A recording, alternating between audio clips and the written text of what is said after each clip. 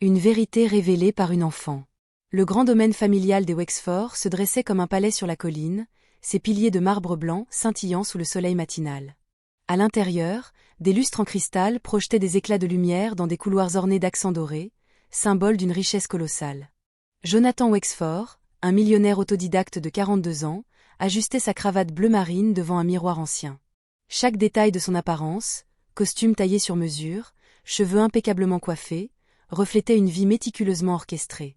Derrière lui, sa femme, Isabelle, glissait dans le couloir, vêtue d'une robe de soie crème qui semblait flotter autour d'elle. Elle sirotait un jus d'orange dans une flûte en cristal, un sourire taquin aux lèvres. « Ne sois pas en retard pour la réunion du conseil, chérie, dit-elle d'un ton léger.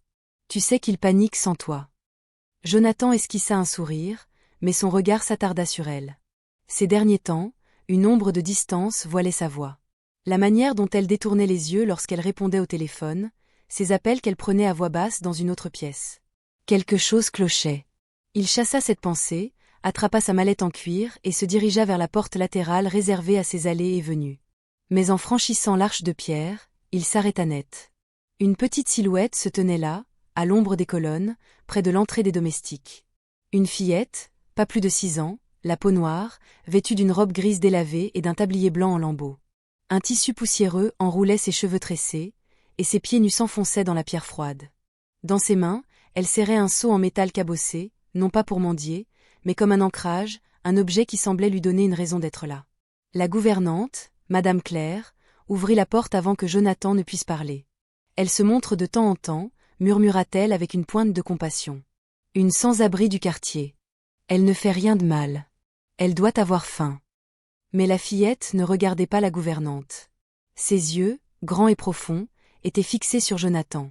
Il s'approcha et s'accroupit pour être à sa hauteur, son costume impeccable frôlant la poussière du sol. « Comment vous appelez-vous » demanda-t-il doucement. Elle détourna le regard un instant, puis le fixa à nouveau. « Mera » murmura-t-elle, sa voix à peine audible. « Mera, as-tu besoin de nourriture ?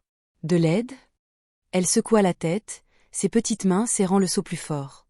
Puis, après une profonde inspiration, elle déclara « Je suis venue vous dire quelque chose. » Jonathan inclina la tête, un mélange d'amusement et d'inquiétude dans les yeux. « Qu'est-ce que c'est » Mera jeta un regard prudent derrière elle, comme si elle craignait d'être entendue. Puis, se penchant légèrement, elle chuchota « Votre femme, elle vous ment. » Jonathan cligna des yeux, déconcerté. « Pardon ?» Les mots de Mera tombèrent comme des pierres dans un étang calme. « Hier soir, j'étais derrière le mur du jardin. Je l'ai vue par la fenêtre. Elle était avec un homme. Pas vous. Il riait. Elle a dit que vous partiriez bientôt. Qu'elle serait bientôt libre. » Le silence s'abattit entre eux. Le soleil brûlait, mais Jonathan sentit un frisson glacé le parcourir. Il scruta les yeux de Mera, cherchant un signe de malice, une trace de mensonge. Mais il n'y trouva qu'une sincérité brute, mêlée d'une tristesse bien trop lourde pour une enfant si jeune. À cet instant, le rire d'Isabelle résonna dans le couloir derrière eux. Elle parlait au téléphone, sa voix chantante, son charme aussi éclatant que d'habitude. Jonathan ne bougea pas. Les mots de Mera, elle a dit qu'elle était presque libre, tournaient en boucle dans son esprit, comme une mélodie dissonante. Il se tourna vers la fillette. « Pourquoi me dis-tu ça » Sa réponse fut simple, presque solennelle, parce que personne ne croit les filles comme moi. Mais je vois tout. Puis, sans un mot de plus, elle inclina légèrement la tête, fit demi-tour et s'éloigna sur le chemin de pierre, ses pieds nus effleurant le sol, son seau tintant doucement à ses côtés. Jonathan resta figé, incapable de bouger. Il n'avait aucune raison de croire cet enfant en haillons, aucun indice, aucune preuve. Pourtant, quelque chose en lui, une intuition, un doute qu'il avait étouffé trop longtemps, lui disait qu'elle avait raison. Cette nuit-là, le sommeil le fuit. Allongé dans son lit, il observait Isabelle, qui brossait ses longs cheveux devant la coiffeuse. Son reflet dans le miroir semblait parfait, un sourire doux, une élégance naturelle. Mais maintenant, chaque geste semblait calculé. Chaque sourire, une façade. Les mots de Mera résonnaient encore, elle a dit qu'elle était presque libre. Le lendemain matin, Jonathan ne monta pas dans la voiture qui l'attendait pour la réunion du conseil. À la place, il s'enferma dans son bureau, un espace austère aux murs lambrissés et aux hautes fenêtres donnant sur les jardins impeccables du domaine. Il alluma son ordinateur et se connecta au serveur de sauvegarde de surveillance privée. Il n'avait jamais eu besoin de vérifier les caméras internes auparavant. Il faisait confiance à son personnel, à sa maison, à Isabelle. Mais maintenant, il devait savoir. Il rembobina les images jusqu'à la nuit précédente, sélectionnant les caméras de l'aile du jardin, celle du couloir nord-est que Mera avait mentionné. Son cœur s'arrêta. Là, à 1h47, Isabelle apparaissait, glissant dans le couloir dans une robe de soie noire, ses cheveux relevés en un chignon élégant. Elle jetait des regards furtifs autour d'elle. Quelques secondes plus tard, un homme la suivit. Jonathan se pencha vers l'écran, le souffle court. Ce n'était pas un inconnu. C'était Edward Crane, son associé de longue date. Ils entrèrent dans le solarium, loin des regards du personnel. Pas de lumière, pas de mots audibles au début, juste des gestes complices, un rire étouffé. Puis, l'enregistrement audio capta la voix d'Isabelle, claire et froide. C'est presque fini. Les fonds sont transférés sur le compte de Zurich. Bientôt, nous n'aurons plus besoin de lui. Jonathan sentit ses mains s'engourdir. Ce n'était pas une simple liaison.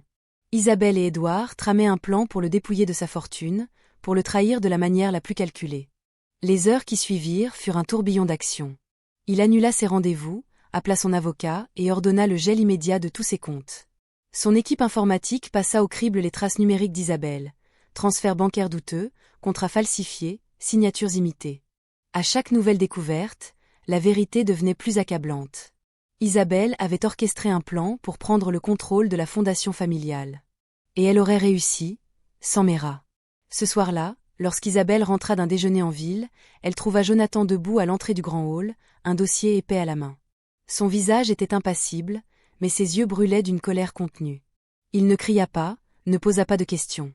Il se contenta de lui tendre les documents. On en a fini, Isabelle. Les comptes sont gelés. Le conseil est informé. Le contrat prénuptial sera appliqué. Pour la première fois en 10 ans de mariage, Isabelle resta sans voix. Son masque de charme s'effrita, révélant une lueur de panique. Jonathan, je ne comprends pas. Tu m'as menti, coupa-t-il, la voix basse mais tranchante. Une petite fille sans rien n'a vu ce que j'ai refusé de voir. Le lendemain matin, Isabelle était partie. Ses affaires avaient disparu, son nom rayé de tous les documents financiers. Mais l'esprit de Jonathan n'était pas à sa fortune préservée. Il pensait à Mera, cet enfant qui, sans rien demander en retour, lui avait offert la vérité. Il lança des recherches pour la retrouver. Il contacta les refuges locaux, envoya son personnel fouiller les ruelles du marché et l'ancien parking de la gare. Finalement, ils la trouvèrent, recroquevillée derrière une boulangerie, dans un abri de fortune fait de carton, son seau en métal toujours à ses côtés.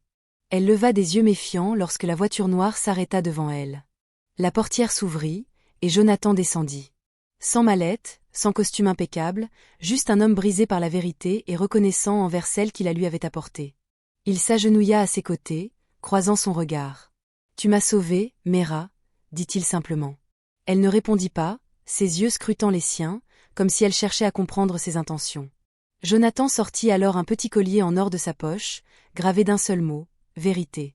Il le passa délicatement autour de son cou. « Viens avec moi, si tu veux. Tu n'as plus à être seule. » Mera hésita, ses doigts effleurant le collier. Puis, lentement, elle tendit la main et prit la sienne. Les mois passèrent. Mera emménagea dans l'aile des invités du domaine Wexford, mais Jonathan comprit rapidement qu'une chambre ne suffisait pas. Elle avait besoin d'un foyer, d'un avenir. Il lui offrit les deux. Un lit douillet, des vêtements neufs, des tuteurs pour l'aider à rattraper son retard scolaire, des médecins pour veiller sur sa santé. Pour son 7e anniversaire, il organisa une fête dans le jardin, avec un gâteau au citron, son parfum préféré, et des bougies qu'elle souffla timidement sous les applaudissements des invités. Mais plus que tout, Jonathan l'écouta. Il découvrit qu'elle adorait les étoiles et pouvait nommer chaque planète sans hésiter. Elle dessinait des soleils au visage souriant sur des feuilles qu'elle lui offrait avec un sourire timide. Elle détestait porter des chaussures, préférant sentir la terre sous ses pieds. Et elle raffolait des citrons, croquant dans les tranches comme s'il s'agissait de pommes. Pour la première fois de sa vie, Mera n'était plus invisible. 1 an plus tard, les papiers d'adoption furent signés. Mera Wexford devint officiellement sa fille. Lors de la célébration dans le jardin, sous un ciel étoilé, les invités levèrent leurs verres à l'histoire extraordinaire de cet enfant qui avait sauvé un homme de tout perdre. Jonathan porta un toast, sa voix empreinte d'émotion, le monde la voyait petite, insignifiante. Mais elle a vu ce que personne d'autre n'a su voir. Elle m'a donné la vérité, et je passerai le reste de ma vie à lui offrir tout ce qu'elle mérite.